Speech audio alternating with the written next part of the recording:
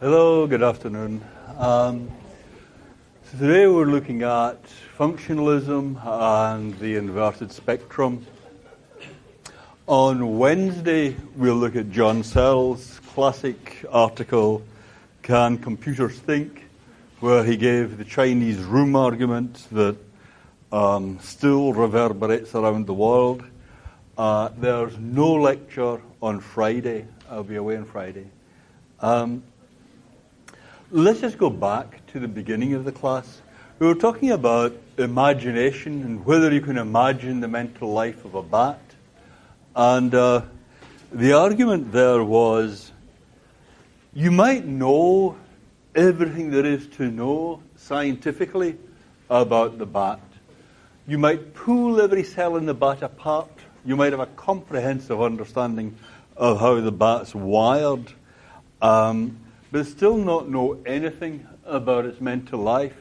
So you could have a complete box and arrow diagram of the bat, but still not know the first thing about what's going on in there, what it's like for the bat. So the general point there seems to be, certainly the classical interpretation of that would have been, that there's a kind of imaginative understanding we have of each other and of the world around us that just can't be replaced by science. An imaginative understanding of each other is an independent and autonomous kind of knowledge that is just different to scientific knowledge. And the mind is something that we can fully understand only imaginatively. You can't have a purely scientific understanding of the mind. That's a natural interpretation of that. And the inverted spectrum kind of argument that we're about to look at, you can see that as developing that idea. It's one way of developing that idea. Let's just go back a minute, though, to think about functional role. I just want to be absolutely certain that we're all on board with what functionalism is. So we're all completely happy with the idea that you can specify the functional role of a state by giving a big list of the possible inputs to that state, and for each input saying what state you'll get next and what motor output you'll get for that input. That's very abstract, but it just means what it says. I mean, it's as simple and abstract as what I just said. Put up your hand if you're comfortable with that as what functional role is. And if you're not comfortable, and you can put your finger on what the problem is. Okay. Well, just to be completely explicit about this, suppose you take I just want to go over this just the way we did last time. Suppose you take a mental state like expecting someone to come for tea at 4 o'clock, and then you get as input to that state the clock dial coming round to 4 o'clock. What kind of thing do you get as output then?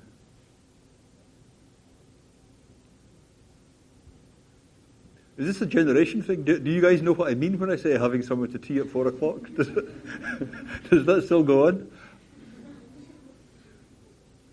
Hello? I mean, what would you do? Well, yeah. Exactly. That was what Wittgenstein said, yeah. You look out the window, right? Exactly, yeah. So you get his output looking out the window. You get his output for that input. You get his output getting the tea things together to make tea. Getting out the cups. That kind of thing. Looking at your watch again, saying, is he going to be late? Okay?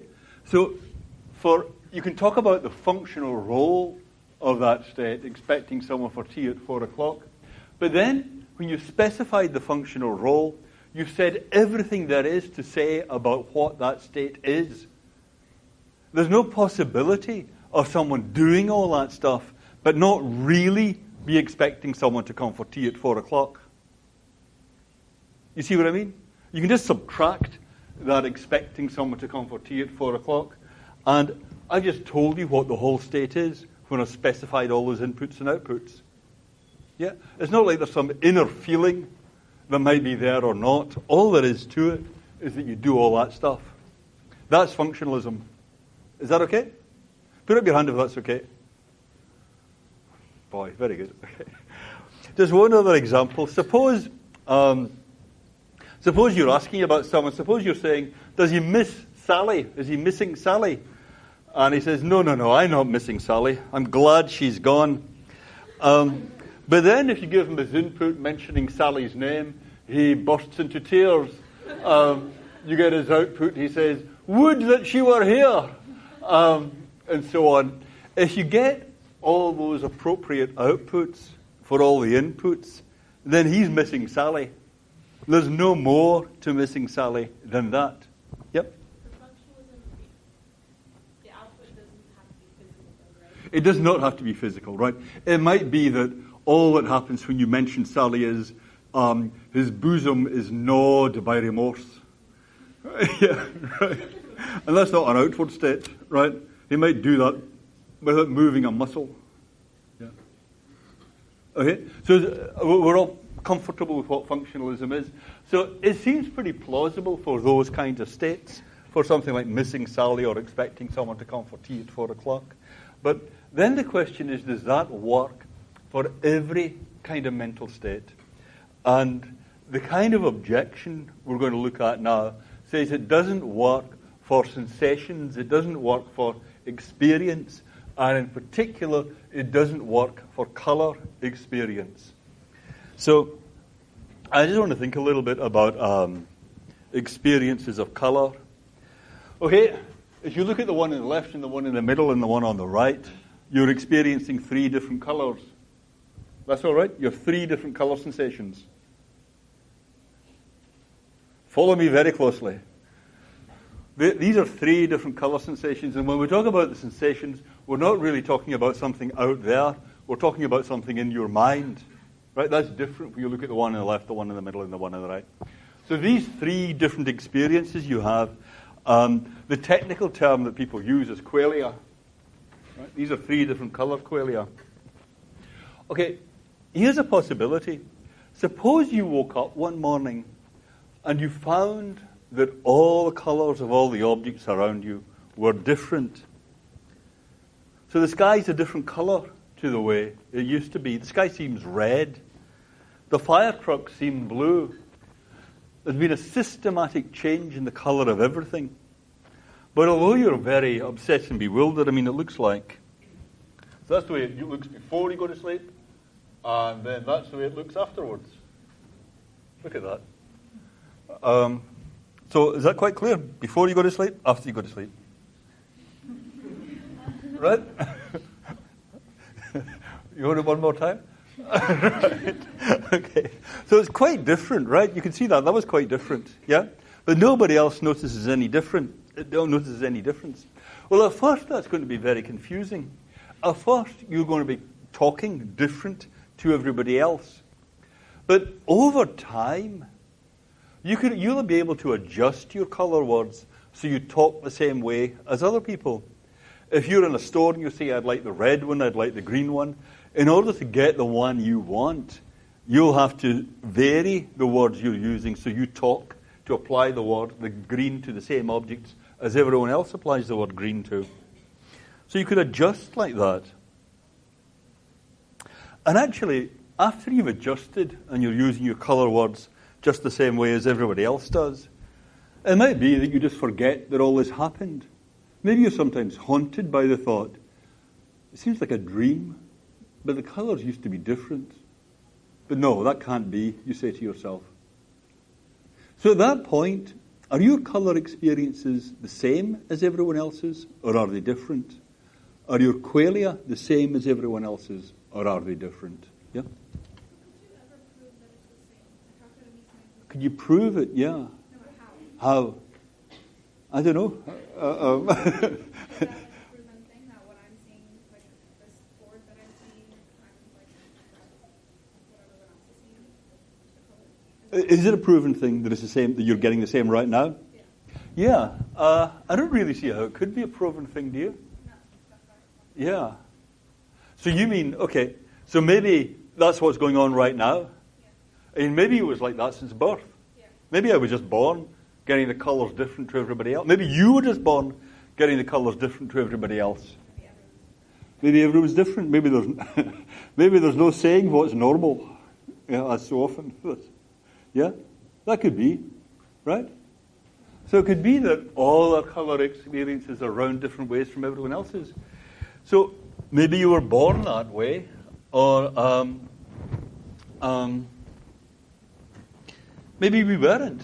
We don't really know. Our colour experiences, our colour qualia, might be exactly the same, or they might not be. It seems to make a difference. What goes on when you imagine someone else's mental life? That will have to be different if you're to get it right about their mental life, depending on which way around their qualia are. But there seems to be no way you could tell which way around it goes. People sometimes say, well, blue is a very cold colour. Red is nice and warm. Yeah, stuff like that. So you could say, well, there are going to be differences in your emotional reactions to the colours. Which colours seem neutral and pleasing? Which colours seem kind of jangly and upsetting? There will be that. But presumably those things about red is very disturbing or whatever, presumably those have to do with things like red's the colour of blood, red's the colour of fire, blue's the colour of the sea, and so on. I mean, these affective or emotional associations with that we have with the colours. If they were round, if the colours were all round a different way from you than from me from birth, then presumably we'd associate these emotional things with just the same objects. You would find blood just as upsetting as I find blood. So what you call red, you'd find just as upsetting as what I call red, if you see what I mean. Yeah. So the general point is here, there's something systemic about the colours, and there could be a systemic shift in which colour sensations you and I are having, which keeps their structure. So you think of all the colours being arranged like this, then you could find an axis about which the colours are symmetric, and then just map them so that what you get when you look at the scene on the left is the same as what I get when I look at the scene on the right. You see what I mean? Can you put your hand up if you don't quite see what I'm getting at there? Yes? Okay. If you don't see what I'm getting at there. Okay, well, does it make sense to say that the experience you have when you look on the left, it might be that the experience I have when I look at the thing on the right is the same as the experience you have when you look at the thing on the left. Yeah. So all my colour sensations are round a different way to yours. That's all I'm saying. Yeah. So it could be like that for each of us. I mean, there could be so much variation among all of us. Yeah. Maybe lots of different ways of mapping the colours. I mean, it could be that you and I still agree about which colours are in between which colours are lighter than which colours are purer than which. We could agree on which colours are binary colours like orange or pure colours like red. The very simplest case would be if you and I have only black and white vision. Yeah, maybe you and I don't have colour at all, but it could still be that what you see when you look at that is what I get when I look at that.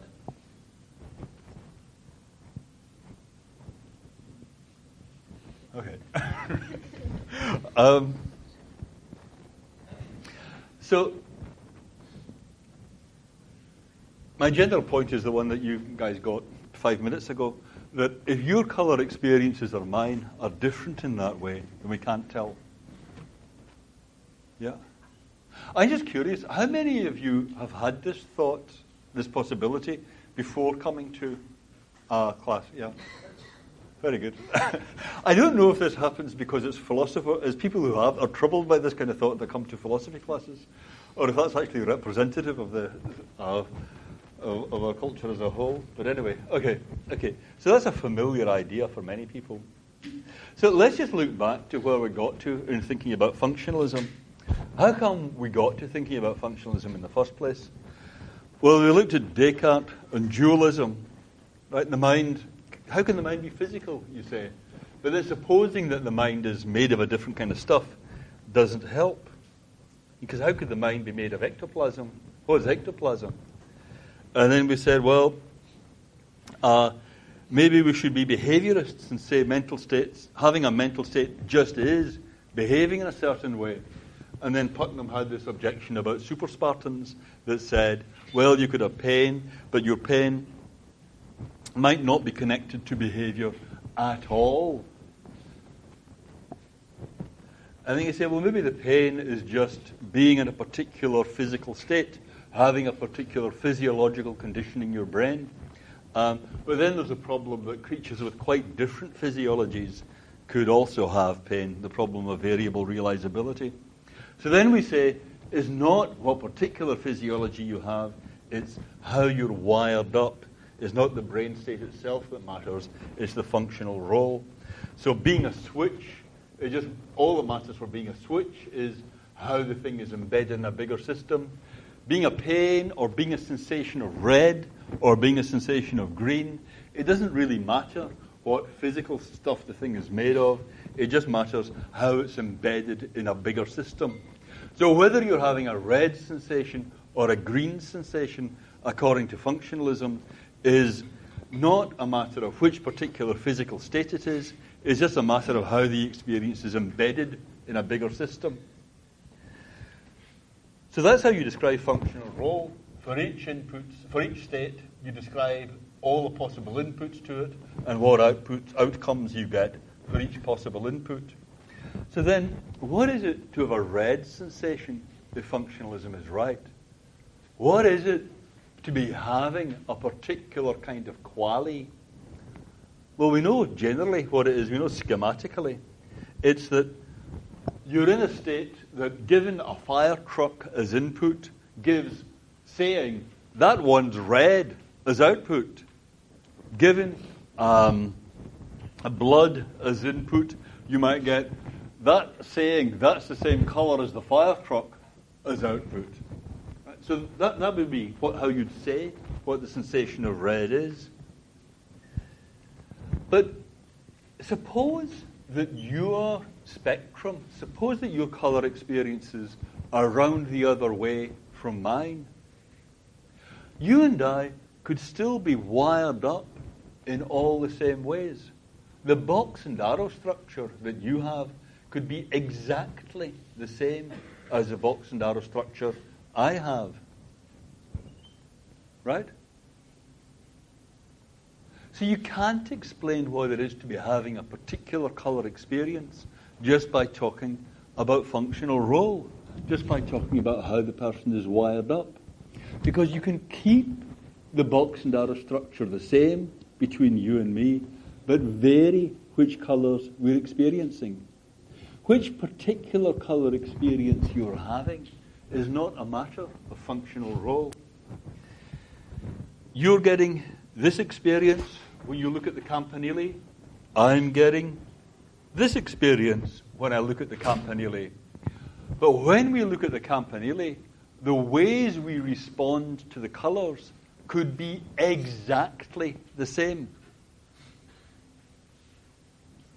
So you can't explain color experience as a matter of functional role.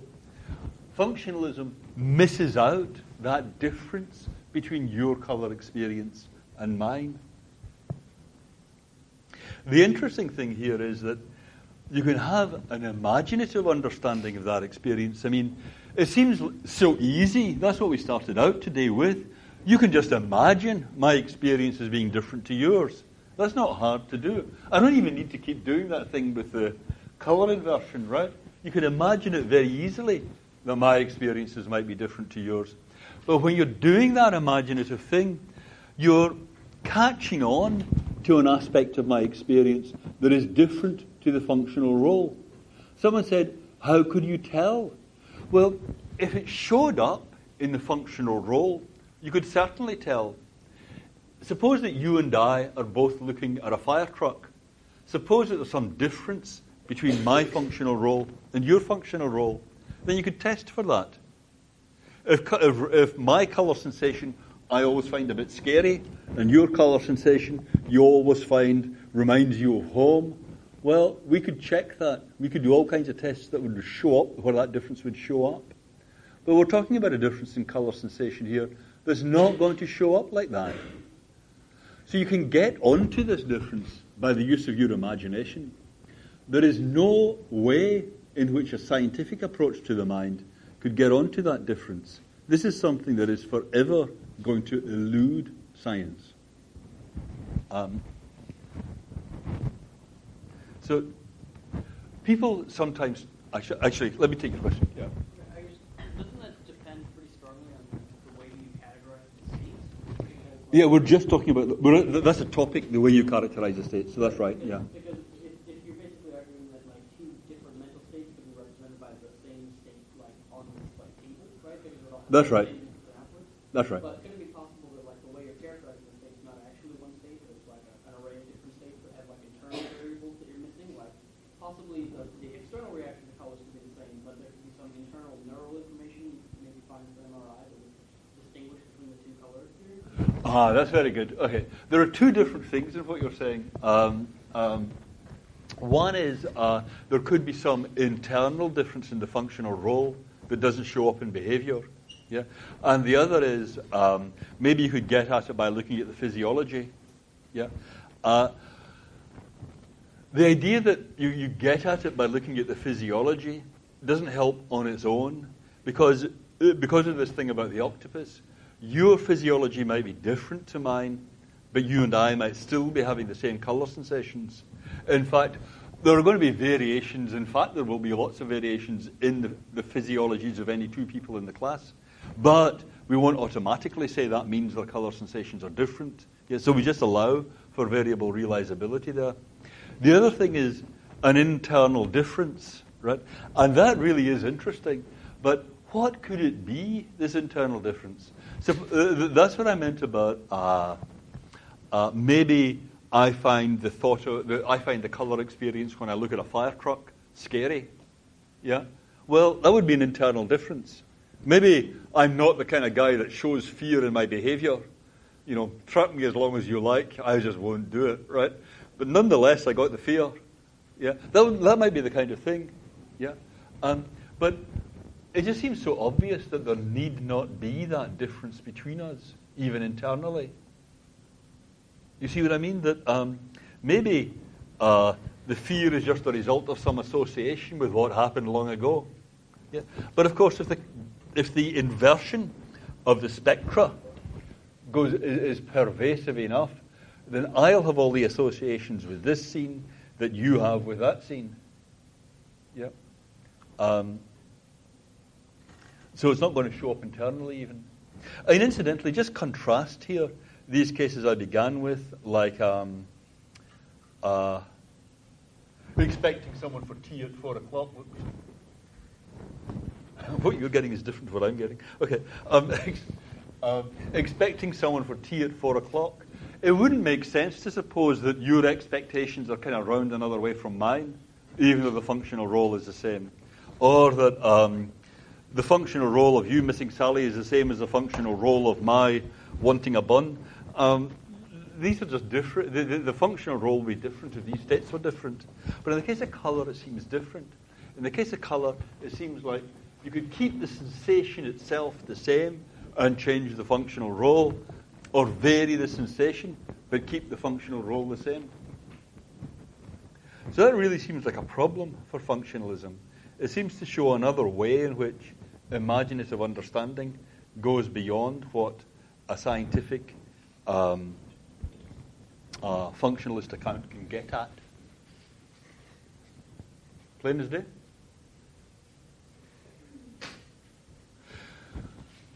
People sometimes talk about this as inverted qualia, an inverted qualia challenge to functionalism.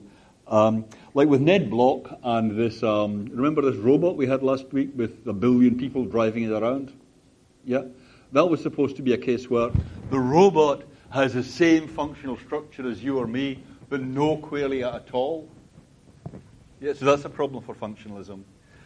Incidentally, at the end of last week, so at the end of the last lecture, someone came up and gave this great point against Block, which was, okay, so Block's idea is if it's got 1 billion people in it, it can't possibly be having experiences. But couldn't you make sense of the possibility that science might find out And couldn't it be that you could find out when you looked at the human brain that all these individual neurons were themselves actually free agents? Couldn't science discover that? That you and I actually had 1 billion free agents? It's just that this whole of civilization depends on all these billion free agents that each of us has in us, all voluntarily cooperating. It wouldn't follow from that we'd shown that none of us were conscious. Right? We just have found out that, it kind of happened that 1 billion free agents can generate consciousness. So Bloch's wrong, because you could be having this thing driving around a robot with 1 billion people in it, but the whole thing could still be having sensations, because that might be the actual scenario for you and me. I just wanted to share that thought with you. I thought that was a wonderful idea. Okay. That seems plain enough. It is not plain enough, but it's a great idea. Okay, so how might a functionalist respond to that? As I said, there's a lot invested in functionalism because there's a sense in which functionalism is the only game in town. It's the only understanding we have of how the mind might be related to the brain. There isn't anywhere else to look. Some kind of functionalism just has to be true if the mind really is the brain. One thing a functionalist might say is, you can't really make sense of this thing about the colours going round the other way.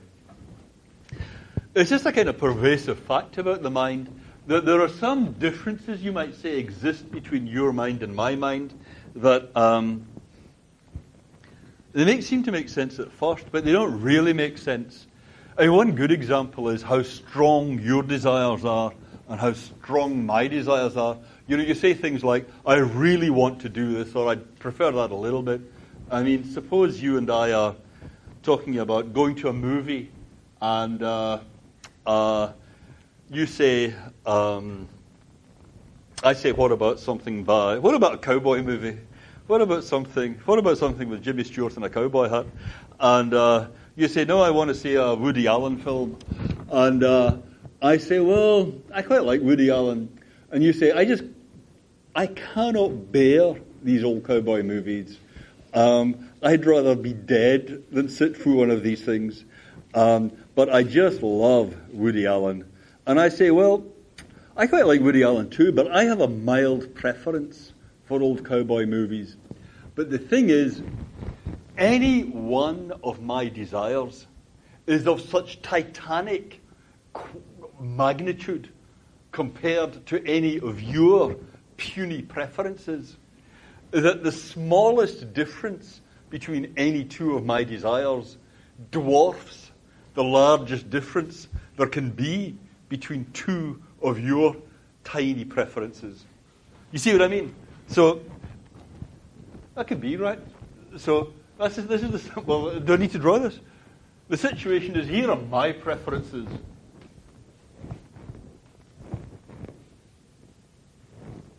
And here are yours.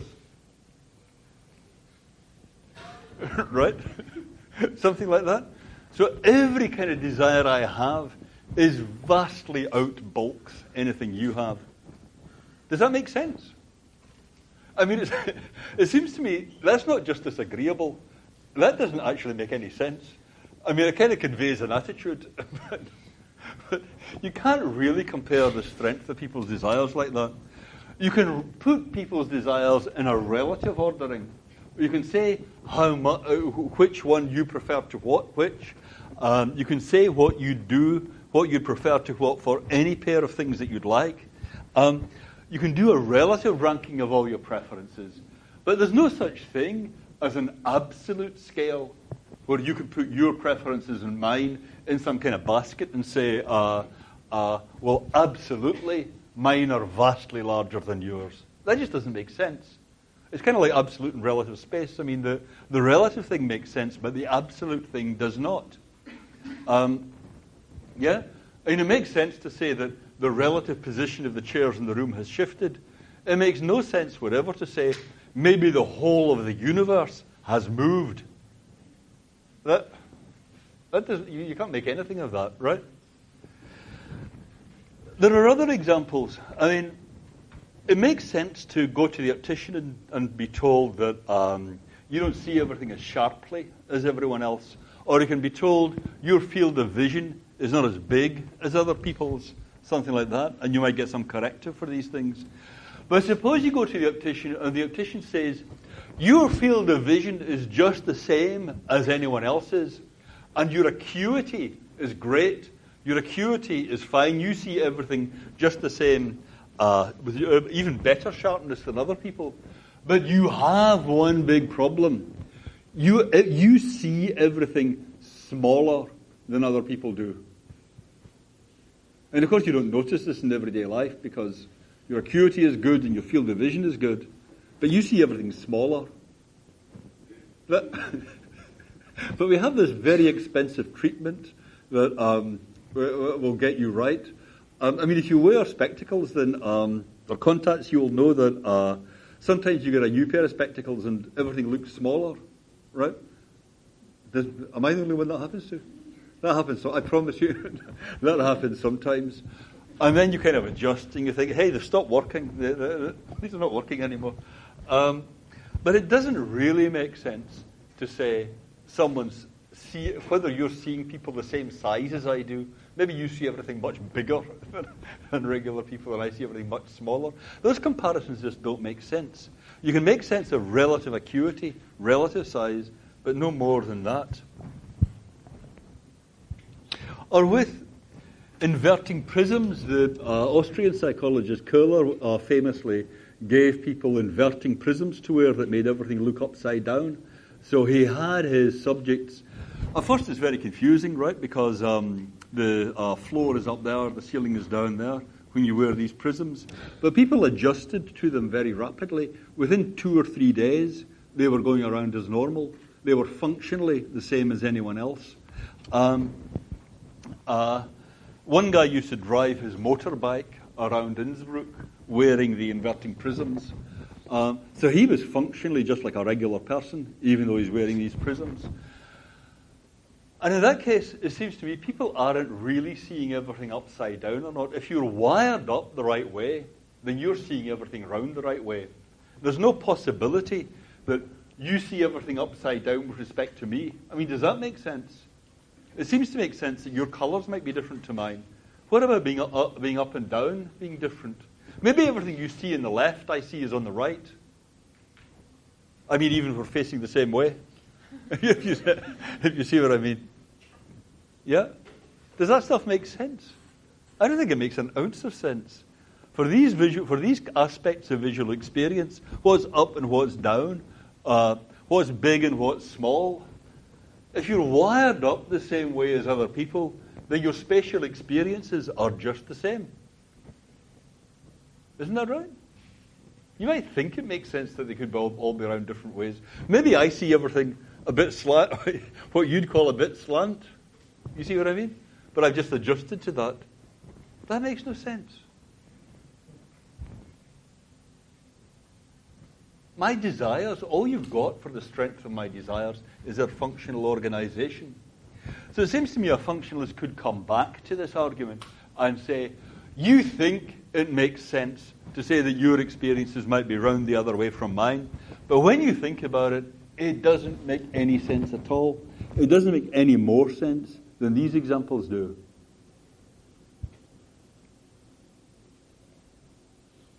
What do you think? Does that seem persuasive? Put up your hand if that seems like a pretty persuasive reply. 1. Okay, I pitched that as well as I could, but 2. Okay. And if you think it is not a persuasive reply, if you don't understand what the issue is, if you understand what the issue is but you're not quite sure where you stand on it, come on, that's all the possibilities. There are no more possibilities than that. If you don't want to raise your hand. Okay, so I would say that there's certainly more support for the idea that this is a problem for functionalism. Yeah. I mean, it just does seem to make sense because of this thing about imagination. It seems so easy to make sense of it. And it certainly seems easy to imagine that thing about waking up with your colour sensations all around in a different direction. And the philosopher Gilbert Harman had this example of inverted Earth. Inverted Earth, not many people know this, inverted Earth is far away in another galaxy. And as you can see, it's the same kind of size and shape as our Earth, but on inverted Earth, all the colours are round the other way to the way they are on Earth. Right, follow me very closely. This is kind of, it seems each step is easy, but the result is kind of mind-bending. Okay, so on inverted Earth, the seas are not blue, they're that kind of uneasy green or whatever, yellow, whatever it is. You see what I mean? All the colours are round the other way from the way they actually are round the other way from the way they are on Earth. Nothing to do with minds. The colours are just round the other way. And all the people there, except maybe for colour and colour vision, they're regular humans. They're just like you and me physiologically. They talk idiomatic English. They say that the fire engines on inverted Earth are red and so on. So suppose you go to inverted Earth. Suppose you travel to inverted Earth. Well, you're going to have a hard time talking to people on inverted Earth about anything to do with colour, because you'll be using the wrong colour words, right? And they call the fire engines red. But are their fire engines red? No, their fire engines are not red. So will your impulse be to say that the fire engine is red? No, because the fire engine is not red and you can see it, right? Follow me very closely. Okay. So what they do is you get colour inverting spectacles on your way there. I mean, perhaps all tourists are routinely fitted out with colour inverting spectacles.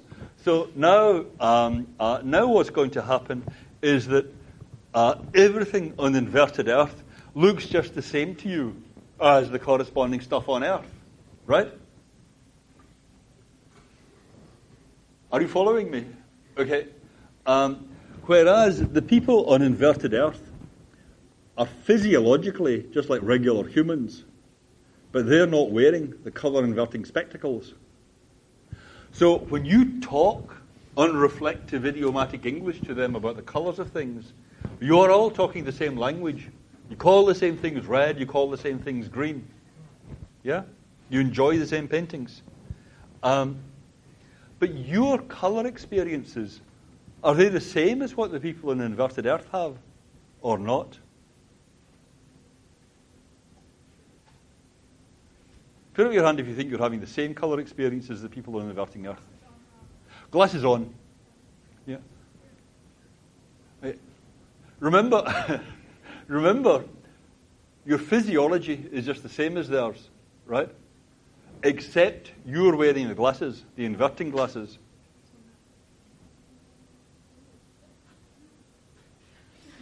Did I say follow me very closely? Let's do this again. Okay. So this is Earth on the left, right? Inverted Earth on the right.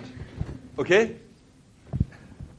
On inverted Earth, they call all the fire trucks red, even though the fire trucks are not red, with some kind of beige, right? They call the sea blue, even though it's not actually blue. Yes? That's okay? Okay. You're shipped over there and given your inverting goggles. They call the fire truck red with the goggles on. What are you going to call the fire truck? Red, right. But are your sensations the same as theirs? Of course not, because you're physiologically just the same, but you're wearing the goggles. Right?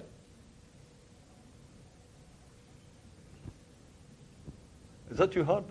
Some of you look very puzzled.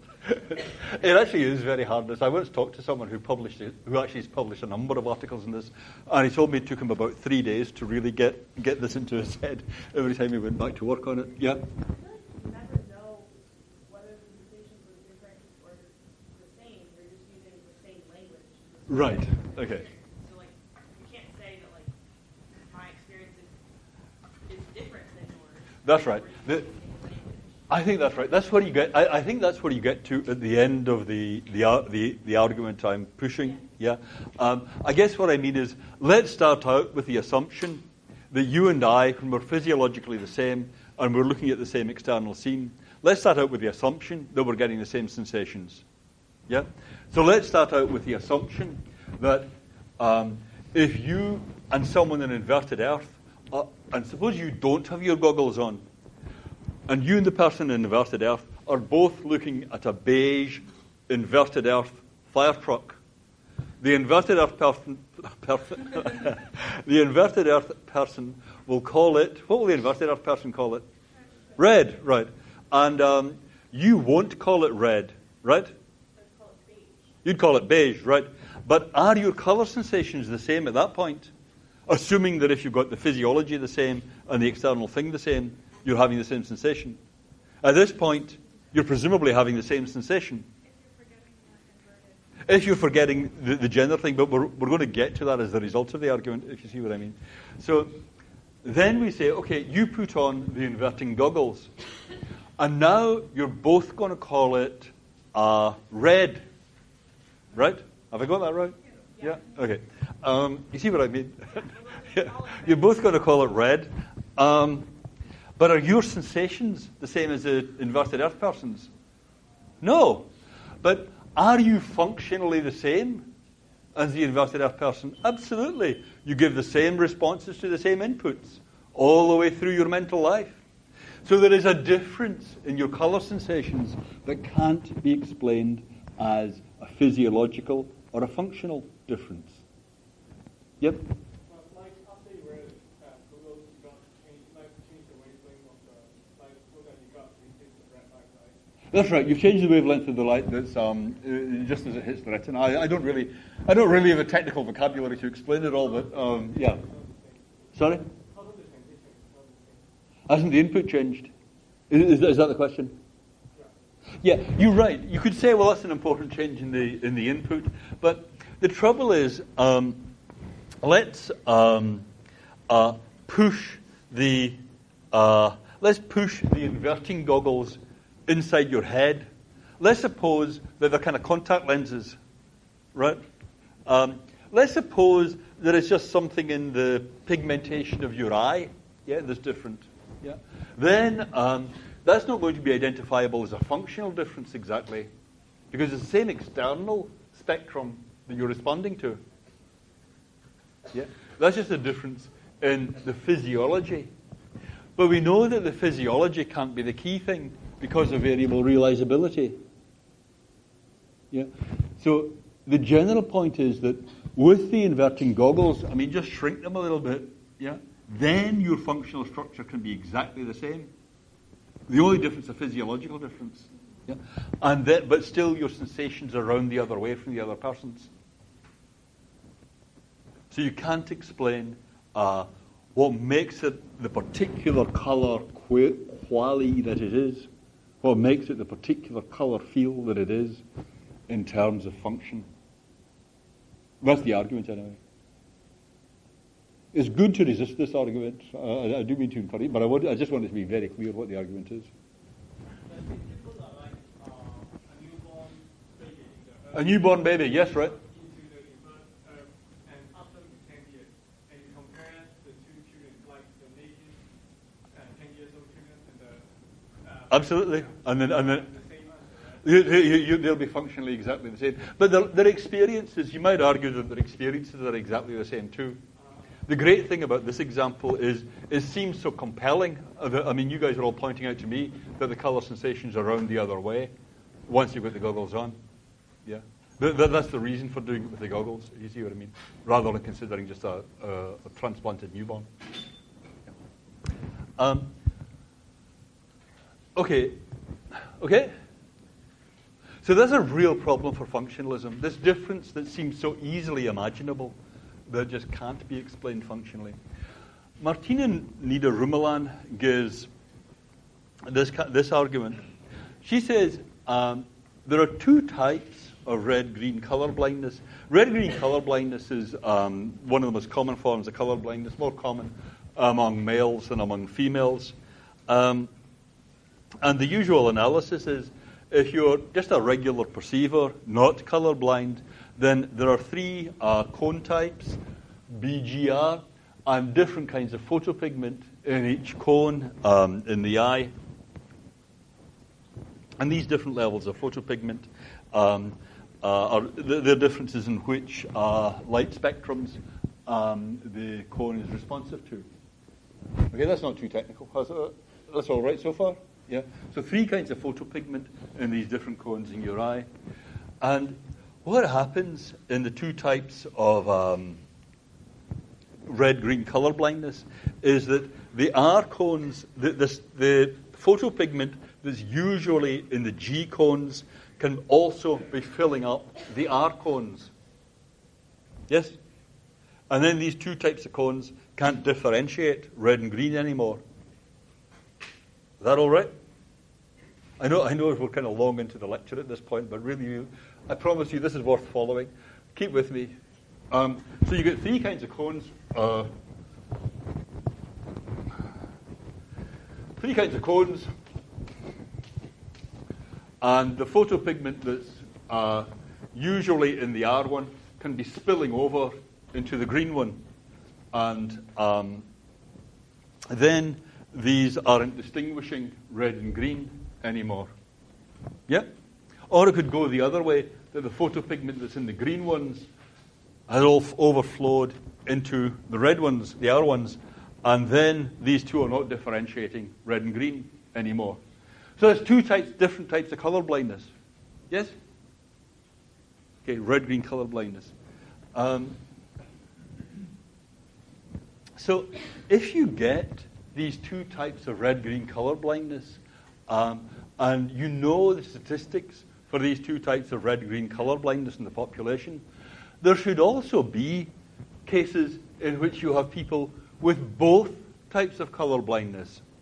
Suppose you have people who, the pigment that should be in the red is all in the green, and the pigment that should be in the green is all in the red.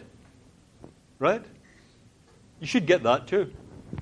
And statistically, among males, there should be about 14 cases per 10,000 males. But no case of this double color blindness has ever been recorded. Because if you think about it, people who have both types of color blindness should still be able to discriminate red and green. They wouldn't count as colorblind. They'd be functionally just like anybody else. Yeah? But their color experiences would presumably be round the other way from a regular person's. 14 per 100,000. So 14 per 10,000. Okay. So if you're male, the question I have is, how do you know it's not you?